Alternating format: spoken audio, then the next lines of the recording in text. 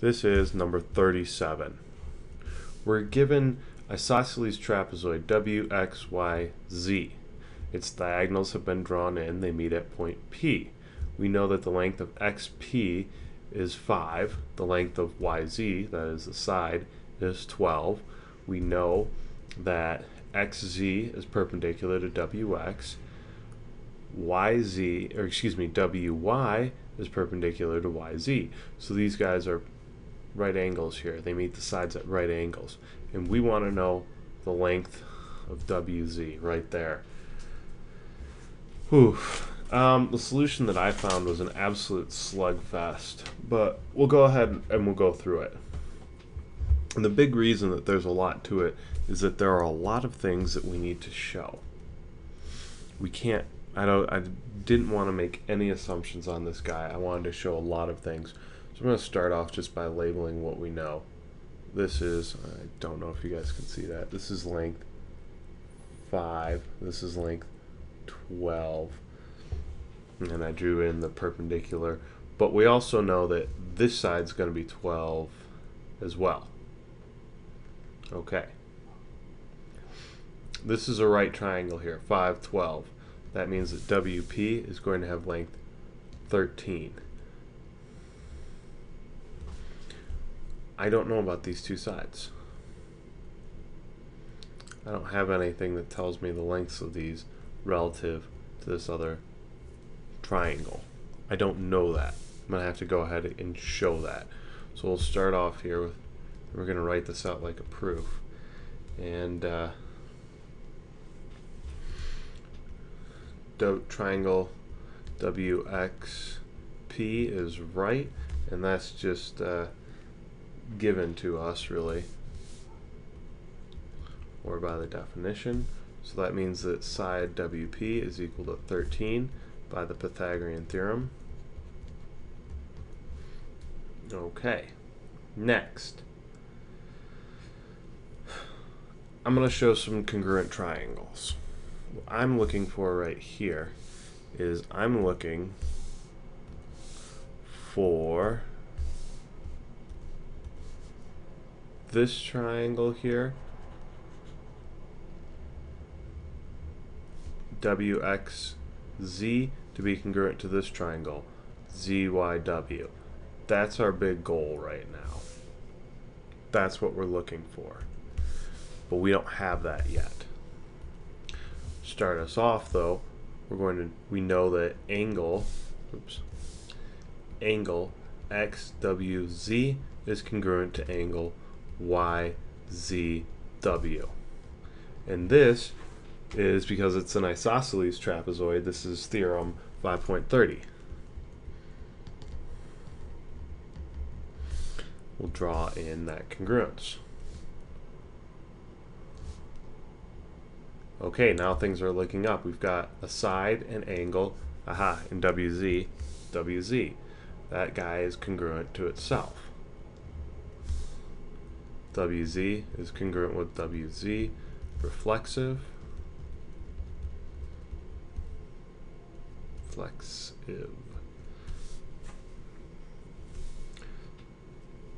And we were given that XW is congruent to YZ because this thing is isosceles. So this takes us to triangle XWZ is congruent with triangle YZW by side, angle, side. Okay, we've got what we wanted. Those two triangles are congruent. And from that congruency, we can get that XZ, this diagonal, is congruent with WY. The two diagonals are congruent. That's nifty. I can get that this diagonal is congruent with that diagonal. I looked in the book. Didn't have it to start. And even if we didn't, we at least know it now. Now, of course, we only know this for isosceles trapezoids, but still, it feels good to go through and prove this. I like this big solution that I did because it shows a lot of things about isosceles trapezoids. So we had xz, here we go. xz is congruent to wy, or excuse me, wy, and that was from corresponding parts. And we also know the angles, and the angle YWZ and XZW. That's important. That's good to know. So we have angle YWZ is congruent to angle XZW, and that was from corresponding parts as well. So a little bit of subtraction will get us that angle XWP is congruent with angle YZP.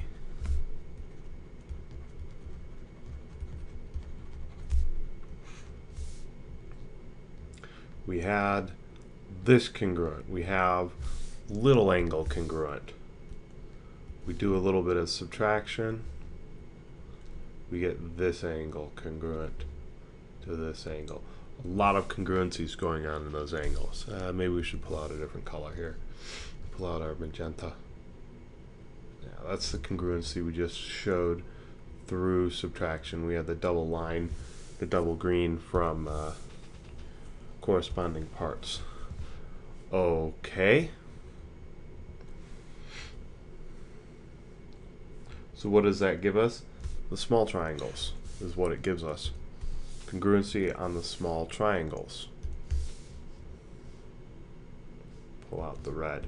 I have this triangle, W, P, X. I can get that congruent to Z, P, Y.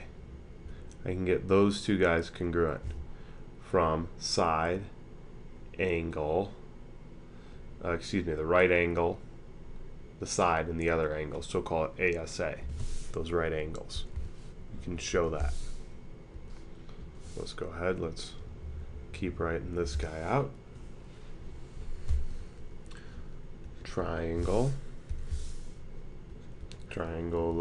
XWP is going to be congruent to triangle YZP, and this is from ASA. From that, WP is congruent to PZ, corresponding parts. XP is congruent to YP, corresponding parts. Oh, I know, a lot going on. So, via addition and substitution, side WY, the big diagonal, is congruent to XZ, and they both equal 18. So now I can find WZ through the Pythagorean theorem. That's going to be 12 squared plus 18 squared, and that's going to be the square root of 468. That's good enough. We're done. Let's take a look at this right here. We had showed that the long diagonal was congruent. That happened all the way back here. XZ congruent to WY.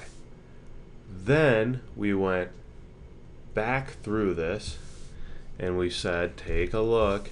I can get these two smaller triangles congruent, and that'll give me this guy right here, XP, congruent to this guy over here, YP. Where did we do that? Over here. Oops, excuse me, that was XPYP. The third part of it, WP congruent to PZ, was to find these bottom parts congruent too.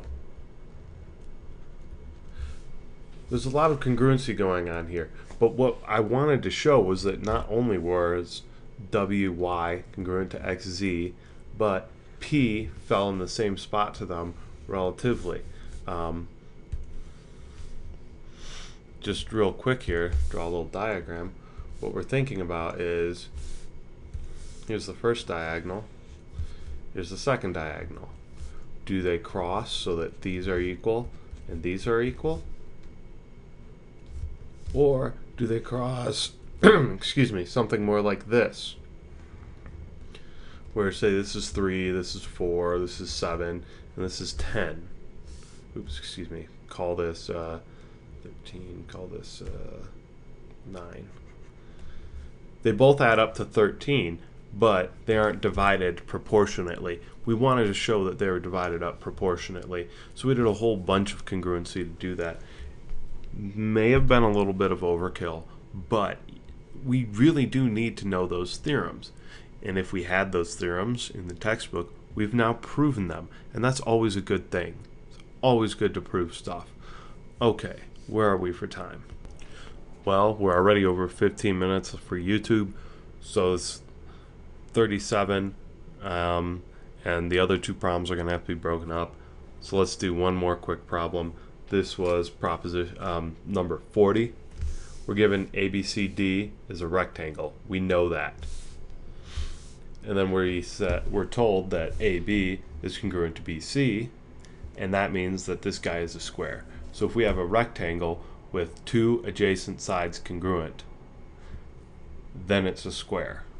And note, it doesn't matter which two sides we pick, so long as they're the adjacent sides. Without loss of generality, I went for these two. So in a rectangle, congruency goes BC congruent with AD, AB congruent with CD. So BC, we'll just go ahead and write that out, congruent to AD because it's a rectangle. AB congruent to CD, again it's a rectangle. AB congruent to BC, we were given that. Now it's time for a wonderful little property here.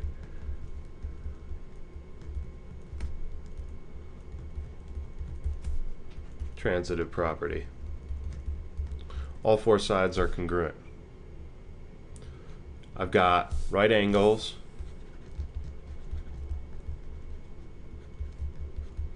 because it's a rectangle. All sides congruent, so we showed that. This guy's a square.